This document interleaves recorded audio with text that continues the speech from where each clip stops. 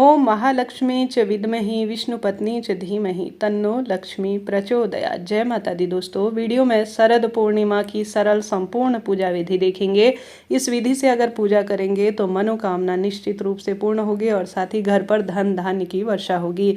आप सभी पूजा सामग्री देख लीजिए, साथ ही इसमें शुभ मुहूर्त इत्यादि की भी जानकारी लेंगे। खीर कैसे रखनी है, चंद्र देवता को अर्घ्य कैसे देना है, पूरी जानकारी वीडियो में है, सुनिएगा। सबसे पहले पूजा की सामग्री में आप सामग्री नारियल, जो कि माता रानी को बहुत प्रिय है, कोशिश करें आप अपनी मनोकामना कहते हुए। नारियल साक्षात माँ लक्ष्मी का स्वरूप माना जाता है, इस दिन लाकर आप सभी पूजा में जरूर सम्मिलित करें। साथ ही भेंट आप देख पा रहे होंगे, यज्ञोपवीत आप 2 ला सकते हैं, नहीं तो एक ही गणेश जी के पर्याप्त है। पीले फूल श्री नारायण माँ लक्ष्मी को प्रिय है, वह ले लीजिए। दुर्वा, यज्ञोपवीत, कपूर और दीपक ले लीजिए। हवन करना चाहते हैं तो इस तरह का एक कटोरा ले सकते हैं। जल का लोटा, अगर आप कलश स्थापना करना चाहते हैं तो वह काम में आएगा, नहीं तो आपके जो है यहीं पर पूजा स्थल पर भी काम में आएगा। शंख माँ की पूजा में आवश्यक है तो वह आप रख लीजिए। साथ ही तुलसी का पत्ता माँ को समर्पित किया जाता है, श्री नारायण को प्रिय है। कमल गट्टा और चांदी का सिक्का भी बहुत अधिक शुभ माना जाता है, तो कम से कम यह सामग्री तो आपको काम में लेनी ही है। साथ ही माँ को प्रिय है शहद का भोग, केसर का भोग, मखाने, सफ़ेद वस्तु और खीर तो जरूर से बनानी है। बस यह पर्याप्त है सामग्री। इसके अलावा जो पूजा में सामग्री प्रयोग होती है वह तो हमें लेनी ही होती है। अब सबसे पहले मैंने जो केसर युक्त या पीले चावल हल्दी में रंगे हुए वह लिए हैं, गणेश जी को स्थापित कर दिया है और साथ ही माता लक्ष्मी और श्री नारायण को भी चावल का आसन देकर मैंने रख दिया है, विराजमान कर दिया है। ओम महालक्ष्मी नमो नमः और ओम नमो भगवते वासुदेवाय महामंत्र का जाप करें और श्री नारायण और माता लक्ष्मी के दाहिनी तरफ एक कलश स्थापित करेंगे। चाहें तो सिर्फ जल का लोटा भी रख सकते हैं, इच्छा आपकी है। मैं कलश स्थापित कर रही हूं क्योंकि यह बड़ी पूजा मानी जाती है। जल के अंदर आप जो कलश का जल है उसमें गंगा जल मिला लीजिए, मुख पर मौली बांध लीजिए, स्वास्तिक बना लीजिए। 5 या 7 आम या अशोक के पत्ते जो है इसके अंदर रखना शुभ माना जाता है कलश के अंदर, तो वह रख लीजिए।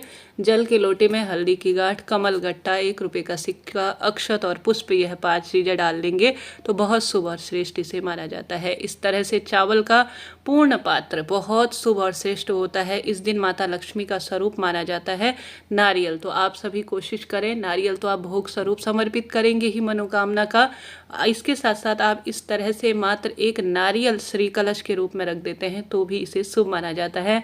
नारियल में रोली, चंदन, मोली, अक्षत समर्पित करेंगे। अब बाजार से लाई हुई सभी चीज़ों में जो चीज़ें हैं उन पर जल का छींटा करेंगे, प्रभु के नाम मंत्र का स्मरण करते हुए। विग्रह स्वरूप है तो पंचामृत से अभिषेक भी करा सकते हैं, स्वयं की भी शुद्धि करेंगे।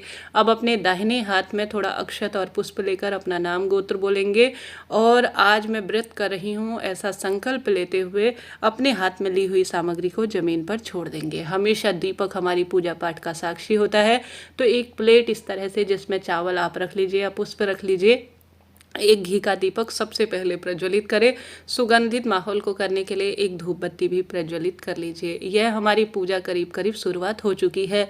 यह दीपक हटाया नहीं जाता, आपकी पूजा संपूर्ण होने के साथ साथ यह पूजा यही दीपक प्रज्वलित होता रहता है। एक अलग से दीपक अंत में लगाया जाता है जिससे आरती की जाती है और घर में घुमाया जाता है। अब सबसे पहले जो पूजा है वह गणेश जी की होती है क्योंकि वह माता लक्ष्मी के दत्तक पुत्र माने जाते हैं और प्रथम पूजनीय है। गणेश जी महाराज को रोली, चंदन, मोली, अक्षत सभी चीज़ें समर्पित करेंगे।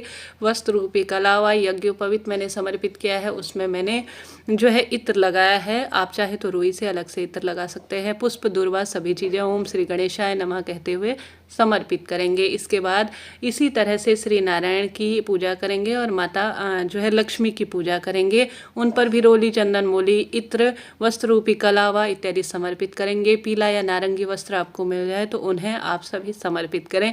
बाद में कुछ रुपए इत्यादि रखकर जो पूजा में समर्पित किए हुए हैं, या आप एक समय का भोजन जैसे कि सफ़ेद चीज़ें इस दिन दान करना ब्राह्मण जी के यहाँ दे दीजिएगा, शुभ माना जाता है। श्री नारायण की पूजा करें, माँ लक्ष्मी की पूजा करें, पुष्प इत्यादि समर्पित करें। साथ के साथ जो नारियल है उसमें भी सारी चीज़ें जो कि हमारे सभी देवी देवता इसमें विराजमान हो जाते हैं, इष्ट पितृ देवी देवता, तो उस पर भी रोली, चंदन, मोली समर्पित करें। दीप कलश स्थापित किया है, दीपक लगाया हुआ है तो उस पर भी रोली, चंदन, मोली सभी चीज़ें हम समर्पित करेंगे। अब बात आती है पूजा के शुभ मुहूर्त की। हालांकि मैंने इससे पहले जो वीडियो बनाया है उसमें बताया है कि आप सभी को कब व्रत रखना है, राहु काल का समय, पूजा शुभ मुहूर्त की संपूर्ण जानकारी दी है। फिर भी आपको दोबारा से बताना चाहूँगी, आप सभी शाम को 5 बजे बाद जब हल्के से चंद्र देवता उदित होते हुए दिखें तो आपको शाम को पूजा कर लेनी चाहिए। हालांकि 8:45 के बाद जो है चंद्र देवता उदित होते हुए दिख जाएंगे, पूर्णिमा तिथि शुरू हो जाएगी। चंद्र देवता तो 5:30 बजे के आसपास दिख जाएंगे, उस समय से आप पूजा कर सकते हैं, परंतु 8:30 बजे के बाद आप पूजा करते हैं पूर्णिमा की खुले चांदनी की रोशनी में, तो इसे ज़्यादा शुभ माना जाता है। कृपया राहु काल इत्यादि का समय देखने के लिए इससे पहले वीडियो अपलोडेड है, उसे देख लीजिएगा। चांदी का सिक्का जो कि माँ लक्ष्मी को बहुत अधिक प्रिय है, कमल गट्टा माँ को प्रिय है, सुपारी, लौंग, इलायची, मैंने सभी चीज़ें माँ को समर्पित कर दी है। श्री नारायण को भी यह बहुत प्रिय होती है। साथ ही जो तुलसी का पत्ता श्री नारायण को बहुत प्रिय होता है, इसके बिना उनकी पूजा अधूरी है, तो वह भी आप समर्पित करें। माता लक्ष्मी को भोग स्वरूप केसर समर्पित करना, शहद समर्पित करना, मखाने और जो है विशेष तौर पर जो यह बताशे होते हैं, शहद हो गया और खीर, तो इस दिन आप इनको कुछ भी नहीं कर सकते हैं। तो चावल की, दूध की खीर आपको ज़रूर से जो है माता लक्ष्मी को भोग स्वरूप समर्पित करनी है। इसमें से सबसे पहले गणेश जी को समर्पित करेंगे और फिर जो है हम सभी इसे माता लक्ष्मी और श्री नारायण को समर्पित करेंगे। इस तरह से आप सभी को यह रात्रि को पूजा करनी है। कई भक्तजन समय का अभाव है तो सुबह भी सरल सी पूजा कर सकते हैं, परंतु रात्रि को इस पूजा को करना ज़्यादा श्रेष्ठ और शुभ माना जाएगा। इस तरह से हम भोग लगा लेंगे। साथ ही एक जल का लोटा यहाँ रख लेंगे, दक्षिणा रख लेंगे 11-21 जितनी भी आपके पास हो। इसके साथ ही हम सभी जो है अगर चाहे तो सुहाग की सामग्री भी आप समर्पित कर सकते हैं। पान का भोग माँ को लगा सकते हैं, शुभ और श्रेष्ठ इसे माना जाता है। अब हम सभी जो है विशेष तौर पर छोटा सा हवन करेंगे। एक जो है जैसे मैं स्क्रीन पर आप देख पा रहे होंगे, सत्यनारायण व्रत की कथा सुनते हैं तो सरस्वती माँ का इसमें पूजन होता है। इस पर भी रोली चंदन मोली समर्पित करेंगे और जो है सत्यनारायण व्रत की कथा सुनेंगे। साथ ही एक जो है गोबर का कंडा जो है अगर आप हवन करना चाहते हैं तो बहुत शुभ माना जाता है। हवन के माध्यम से हमारे देवी देवता हमारी पूजा स्वीकार करते हैं, ऐसा वर्णित है। आप चाहे तो यह कार्य भी कर सकते हैं।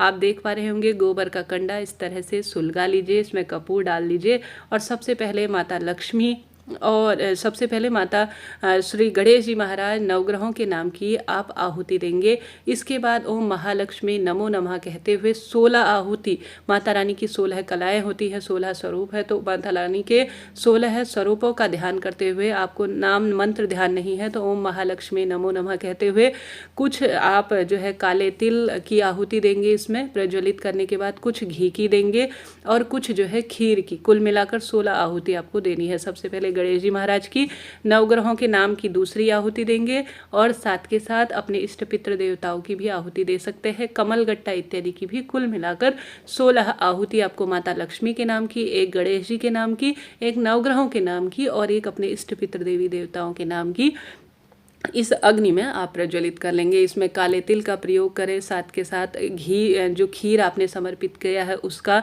घी का जो है प्रयोग करें, या बाजार में मिलने वाली जो सामग्री है संविधा उसका भी प्रयोग कर सकते हैं। इस तरह से यह हवन की प्रक्रिया होती है जो कि पूर्णिमा के दिन की जाती है। खीर का हवन करना इस दिन बहुत शुभ माना जाता है। अंत में एक कपूर प्रज्वलित कर लेंगे, अलग से एक दीपक जो है प्रज्वलित करेंगे, उससे माता लक्ष्मी की विधि विधान से हम सभी आरती करेंगे।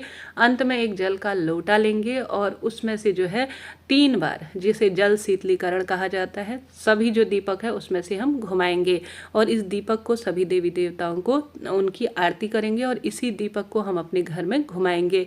मैंने कपूर प्रज्वलित नहीं किया है अलग से, क्योंकि अभी सिर्फ डेमो वीडियो था।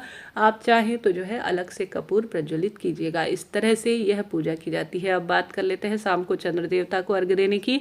एक जल का लोटा लीजिए, उसमें कच्चा दूध डालें और इसमें जो है आप कुछ मीठा शक्कर डालें, चाहे तो यहीं पर से खीर भी डाल सकते हैं। थोड़ा सा सफ़ेद फूल डालकर आप चंद्र देवता को शाम को जब चंद्र देवता उदित हो तो उन्हें अर्घ्य दे दीजिएगा।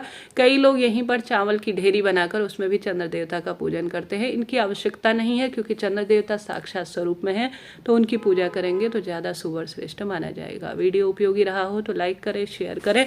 कोई भी प्रश्न हो